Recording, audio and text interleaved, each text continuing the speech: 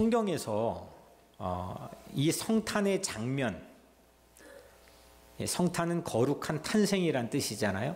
그 한 아이가 탁 하고 낳는 장면을 몇 곳이나 우리에게 보여주고 있을까요? 성경 안에서 몇 곳일 것 같아? 무수히 많을 것 같아. 셋. 그리고 또 제가 물어보잖아요. 하나. 그리고 또 5개. 이 성경 66권 전체에서 이 예수님이 탄생하는 성탄의 장면, 그 장면을 보여주는 곳은 딱 2곳입니다. 마태복음 1장, 오늘 우리가 읽은 마태복음 1장과 그리고 누가복음 2장입니다. 이제 아이가 확 하고 낳는 그 장면만으로 좁혀 생각해 보면 2절인데, 마태복음 1장 25절, 아들을 낳기까지 동침하지 아니하더니 나음의 이름을 예수라 하니라. 아이가 낳는 장면을 여러분들 혹 보셨습니까? 저도 2번째 아까 있었던 그 해담이 낳는 장면을 직접 목격했는데, 이야, 이게 정말 세상에 가장 확실한 교육이라 생각을 합니다. 아이가 낳는다. 그리고 누가복음 2장 7절에 첫 아들을 낳았습니다. 강보로 싸서 구유에 누였으니 이는 여관에 있을 곳이 없음이었더라. 이 2가지 절의 장면, 우리는 그 자리에 있지 않았습니다. 우리는 산파도 아니었고 경배자도 아니었고 2000년 전에 예수님이 처음 이 땅에 태어날 때 우리는 아무도 없었습니다. 우리에게 그 사실을 알게 한 것은 목사님의 설교나 캐롤이나 문화나 교회 여러 가지가 있겠지만, 가장 확실하게 우리에게 그때의 장면을 알려준 것은 이 2절의 말씀입니다. 나음에 예수님이 태어나신 거예요. 근데 이 마태복음과 누가복음에는 약간의 차이가 있습니다. 마태복음은 예수님이 어떻게 태어나셨느냐, 오늘 우리가 읽었지만 누가 꿈을 꿨어요? 누가 꿨죠? 요셉이 꿈을 꿨습니다. 마리아와 약혼했던 요셉이 꿈을 꿨는데, 그 꿈을 통해서 예수님께서 이 땅에 태어나게 되었고요. 누가복음은 반면에 당시 로마 황제 아구스토, 우리 8월달 달력의 8월을 영어로 뭐라고 하죠? 어거스트. 그 이름이 이제 아구스토 황제에게서 왔는데, 그 세계를 호령했던 로마 황제 아구스토가 자기의 세를 과시하기 위해서 전 제국의 인구조사를 명령합니다. 그래서 힘이 없던 마리아와 요셉이 그 명령에 힘없이 끌려가면서 베들레헴 마구간까지 가서 거기에서 아이를 출산하게 되었습니다. 그러니까 이게 좀 다르죠. 마태복음은 요셉의 꿈을 통해서 예수님이 오셨고, 누가복음은 황제 인구조사 명령에 의해서 예수님이 오신 거예요. 그 예수님이 태어난 다음에 경배한 사람들이 있었죠. 마태복음은 누가 경배했느냐? 동방의 세 박사가 와서 아기 예수께 경배를 했고, 또 누가복음은 누가 경배했느냐? 목자들이 경배했습니다. 둘 중에 누가 돈이 많을 것 같아요? 박사가 돈이 많을 것 같다. 그죠? 멀리 오려면 그래도 여비도 있어야 되고, 목자들은 밤에 양 치다 왔으니까 이쪽이 조금 더 점수를 줄 수 있겠네요. 돈으로 치자면. 또 마태복음은 서로 관계를 갖지 않고 동침을 하지 않았는데 임신을 했습니다. 여성이 임신을 했고 그를 성령으로 잉태되었다라고 얘기합니다. 이게 있는 일입니까? 가능한 일입니까? 불가능한 일입니까? 예. 불가능한 일이죠. 예. 그래서 우리 교회 캐치프레이즈가 꺼진 배도 다시 보자. 그러니까 혹시 여튼 이거는 우리 인간 상식으로는 불가능한 일입니다. 근데 누가복음은 이에 반해 누가복음은 베들레헴 이게 동침 안 했는데 성령 잉태됐다는 얘기는 하나도 없습니다. 누가복음에는 베들레헴 마구간 어디 왔다고요? 구유 말이 밥 먹는 밥통에 예수님이 오셨다. 이거를 증언합니다. 그러니까 똑같은 예수님이 이 땅에 우리 죄를 구원하시기 오셨다라는 성탄의 큰 맥락은 동일하지만 마태와 누가가 증언하는 이 이야기가 진짜 있었다. 이건 팩트다, 사실이다라고 하는 이 증언의 강조점에는 조금씩 차이가 있습니다. 누가복음은 목자들, 베들레헴 마구간 구유, 그리고 황제의 인구조사에 의해 힘없이 반항하지도 못하고 힘없이 이동하다가 예수님이 태어난 것이니까 아무래도 힘이 없고 연약하고 소박하고 겸손한 가난이 이 성탄의 첫 풍경에서 느껴집니다.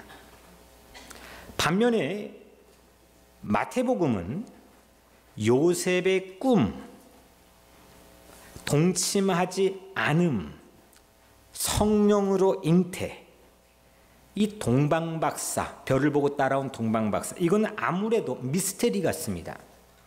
신비롭고 이건 인간의 수준에서 일어날 수 있는 일들이 아닙니다. 한 번도 그런 생각은 안 해봤는데 만약에 요셉이 꿈을 꿨잖아요. 꿈꾸기 전에 약혼은 했는데 내 약혼녀가 나하고 관계를 맺지 않고 동침도 하지 않았는데 임신했다는 소식을 듣습니다. 이건 이런 청천벽력이 있나? 그래서 의로웠던 이 요셉은 가만히 사람들에게 드러내어 망신을 주지 않고 관계를 끊고자 합니다. 그리고 잠을 잤는데 꿈을 꿨습니다. 그 꿈에 처녀가 잉태하여 아들을 낳으리니 그 이름을 예수라 하라. 이런 꿈을 꿨단 말이에요. 근데 만약에 요셉이 그 꿈을 꾼 다음에 잠에서 깼습니다. 그래서 꿈을 잊어버렸습니다. 그랬다면 어떻게 됐을까? 아니, 저는 이렇게 꿈을 꾸고 잘 기억을 거의 못하거든요. 근데 만약에 그 중요한 그 기로에 서 있는 중요한 꿈을 꿨는데 아침에 일어나서 그 꿈을 몽땅 다 잊어버렸다. 이 꿈 하나 때문에 동침하지 아니했던 약혼녀가 임신을 했는데도 파혼을 하지 않고 수모도 안겨주지 않고 예수님이 탄생한 길을 확 하고 열어준 사람이 요셉 아닙니까?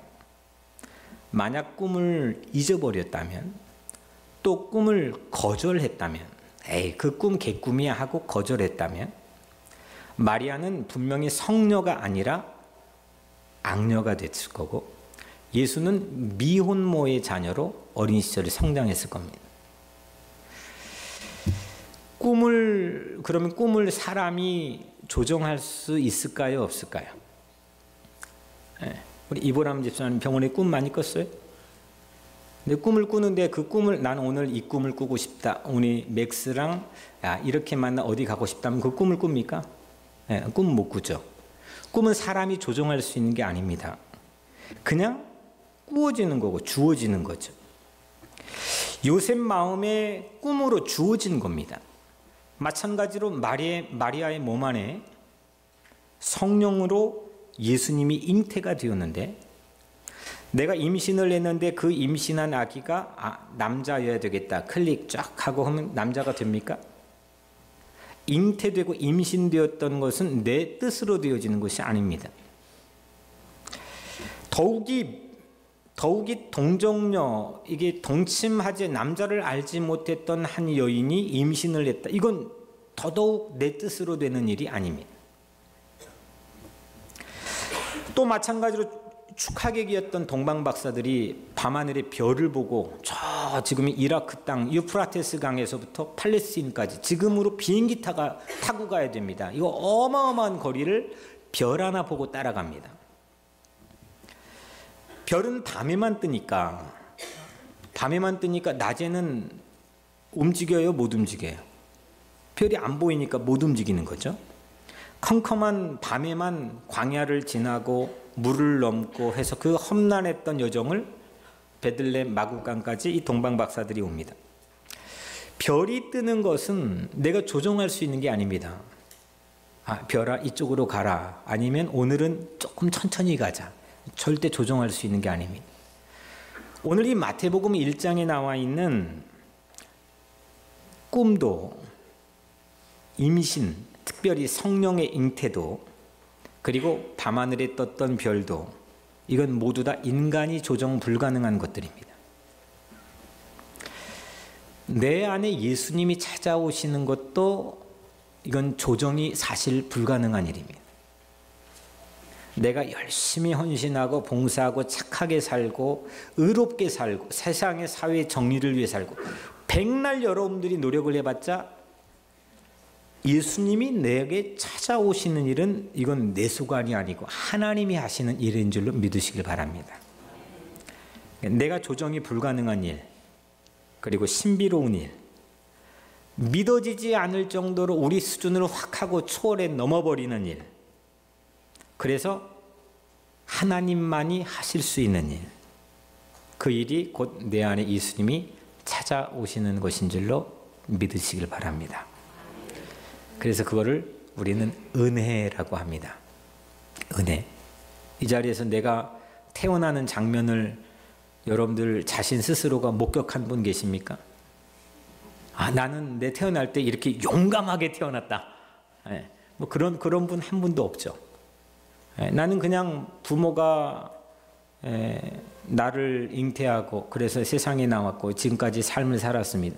나이를 먹어가면 먹어갈수록 30이 되고 50이 되고 70이 되면 될수록 우리 몸에 익숙해지는 것은 나도 혼자 내 삶을 이렇게 살아갈 수 있는 거구나. 내가 할 수 있는 일에 점점 익숙해지고 급기야 이것이 하나의 내 종교가 되고 신념처럼 굳어져 버릴 때가 많이 있습니다. 그래서 내가 태어난 건 미스테리거든요. 한 번도 본 적도 없고. 근데 이 미스테리 같은, 내가 세상에 왔다는 이 놀라운 이 미스테리 같은 신비로운 일을 우리는 전부 다 체험했습니다. 내가 도저히 하나도 그 내가 태어난 일에 관여할 수 없었던, 거기에 도움을 줄 수 없었던 이 놀라운 사실이 내 삶의 시작이었다는 걸 여러분들의 모든 삶의 스토리입니다.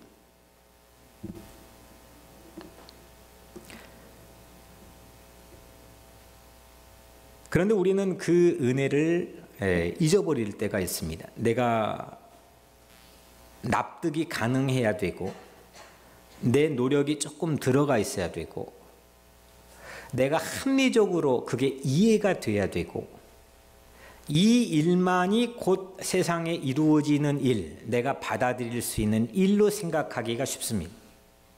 성탄은 우리에게 뭘 깨우쳐 주느냐?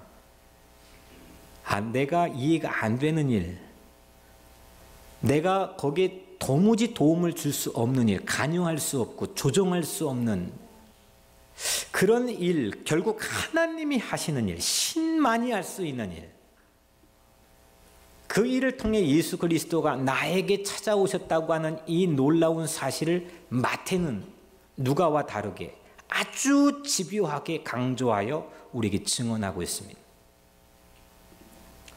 예수님이 탄생하기 800년 전에 이사야를 통해서 하나님이 약속하셨습니다. 이사야 7장 14절, 그러므로 주께서 친히 징조를 너에게 주실 것이라. 보라, 처녀가 잉타하여 아들을 낳을 것이요 그의 이름을 임마누엘이라 하리라.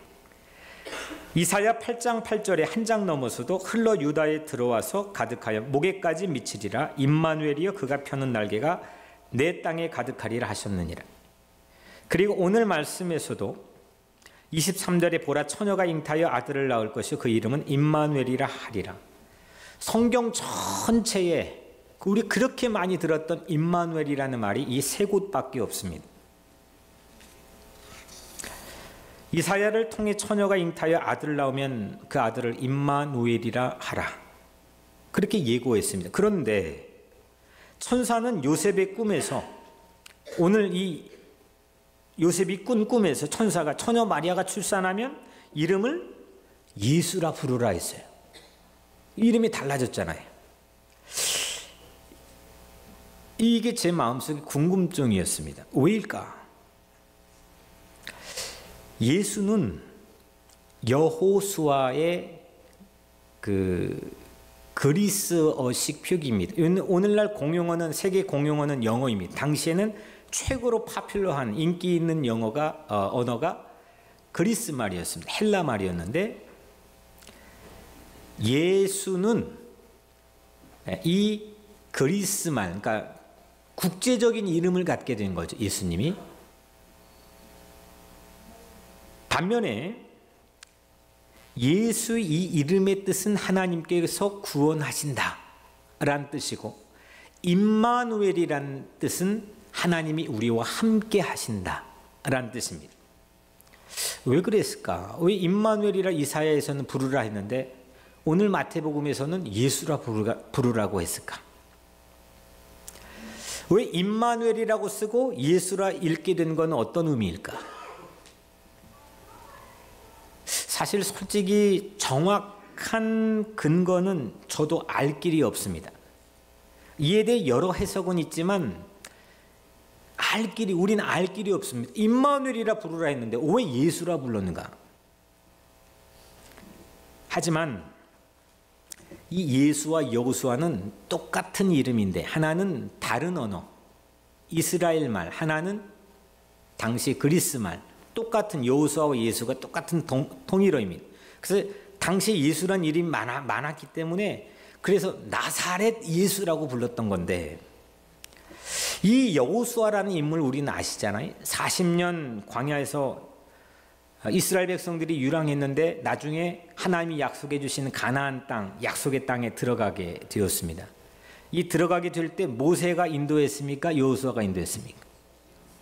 40년 동안 세상에 그런 리더십이 없습니다. 모세같이 이렇게 200만 명을 광야에 통솔했던 리더십은 전무후무합니다. 그것도 40년 동안.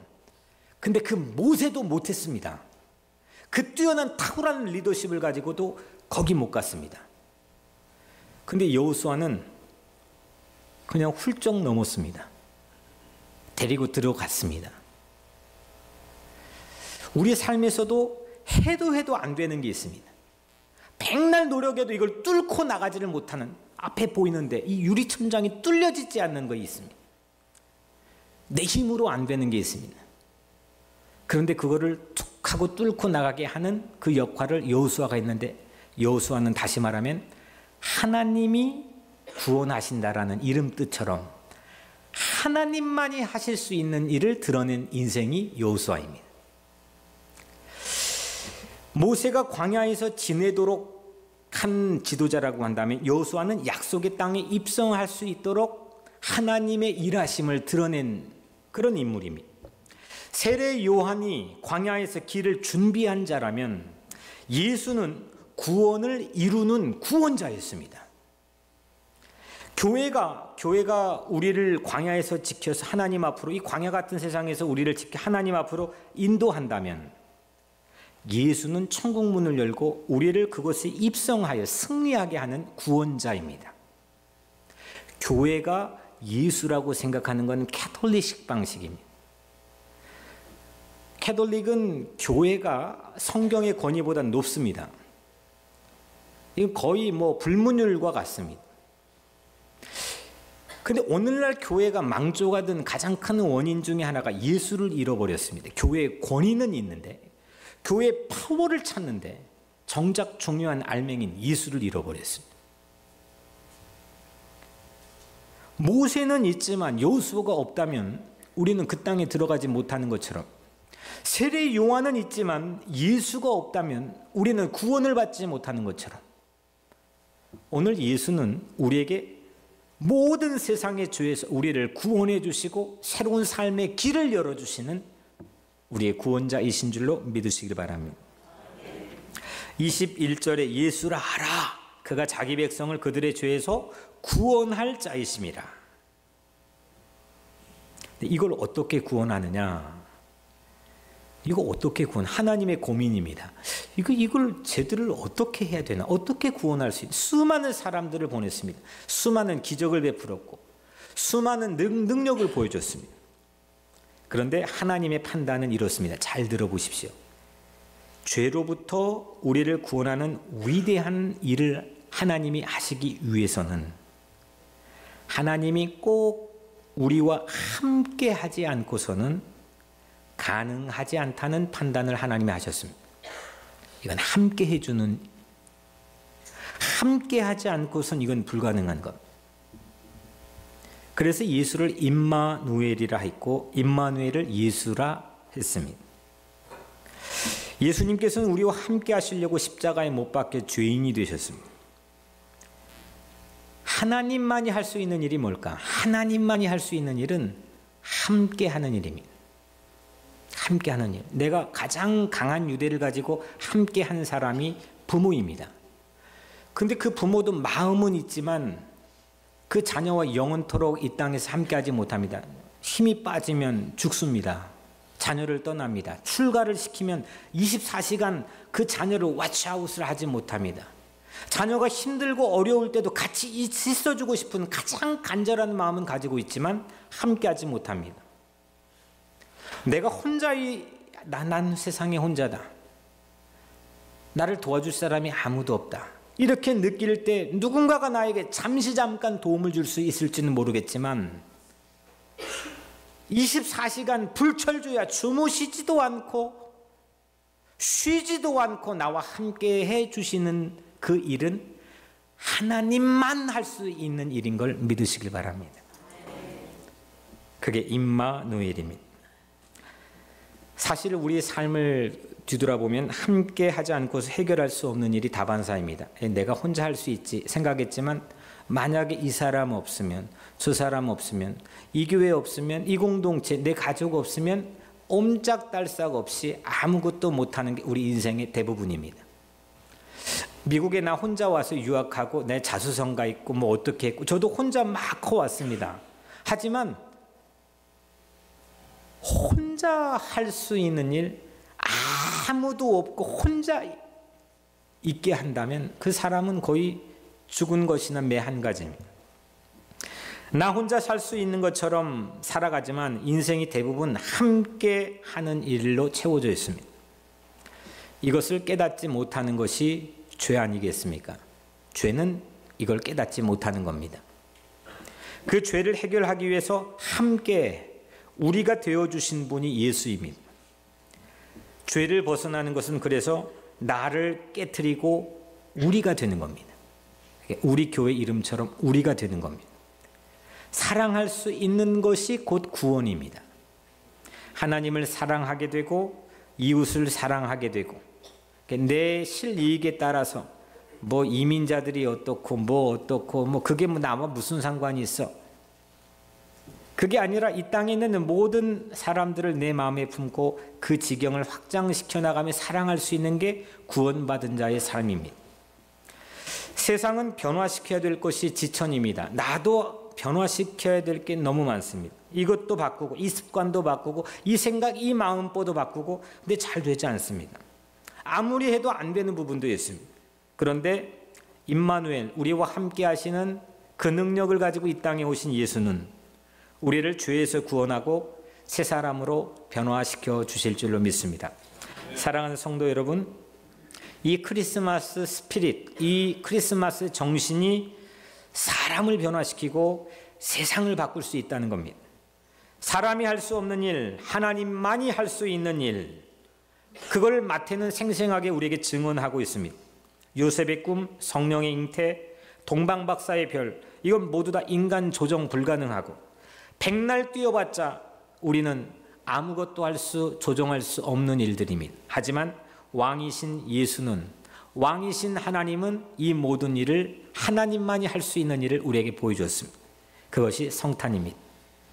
함께하지 못하고 사랑하지 못하고 혼자만 같이 하려는 죄에서 우리를 모두 벗어나 속박에서 벗어나 구원하기 위해 오신 분이 예수 그리스도입니다. 죄를 벗어나는 것은 나를 깨고 우리가 되는 것입니다. 사랑할 수 있는 것이 구원입니다.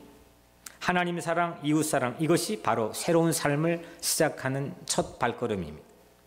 이 일을 하기 위해 우리와 함께 오신 하나님, 임마누엘 예수 그리스도와 함께 동행하는 것이 크리스마스의 정신입니다.